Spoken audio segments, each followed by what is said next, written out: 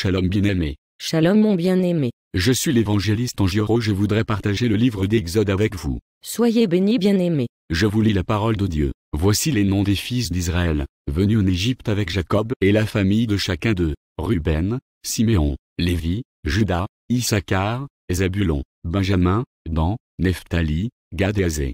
Les personnes issues de Jacob étaient au nombre de 70 en tout. Joseph était alors en Égypte.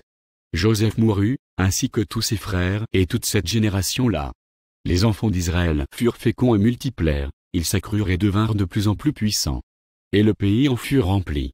Il s'éleva sur l'Égypte un nouveau roi, qui n'avait point connu Joseph. Il dit à son peuple: voilà les enfants d'Israël, qui forment un peuple plus nombreux et plus puissant que nous. Allons. Montrons-nous habiles à son égard. Empêchons qu'il ne s'accroisse, et que, s'il survient une guerre, il ne se joigne à nos ennemis, pour nous combattre et sortir ensuite du pays.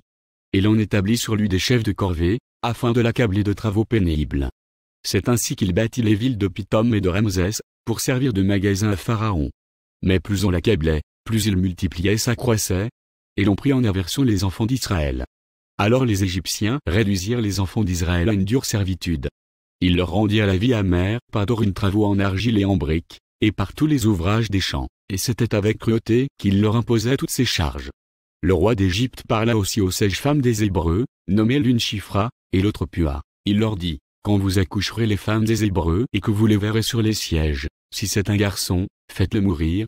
Si c'est une fille, laissez-la vivre. Mais les sages-femmes craignirent Dieu, et ne firent point ce que leur avait dit le roi d'Égypte. Elles laissèrent vivre les enfants. Le roi d'Égypte appela les sages-femmes, et leur dit: pourquoi avez-vous agi ainsi, et avez-vous laissé vivre les enfants? Les sages-femmes répondirent à Pharaon: c'est que les femmes des Hébreux ne sont pas comme les Égyptiennes. Elles sont vigoureuses et elles accouchent avant l'arrivée de la sage-femme. Dieu fit du bien aux sages-femmes, et le peuple multiplia et devint très nombreux. Parce que les sages-femmes avaient eu la crainte de Dieu, Dieu fit prospérer leur maison. Alors Pharaon donna cet ordre à tout son peuple: vous jetterez dans le fleuve tout garçon qui naîtra, et vous laisserez vivre toutes les filles.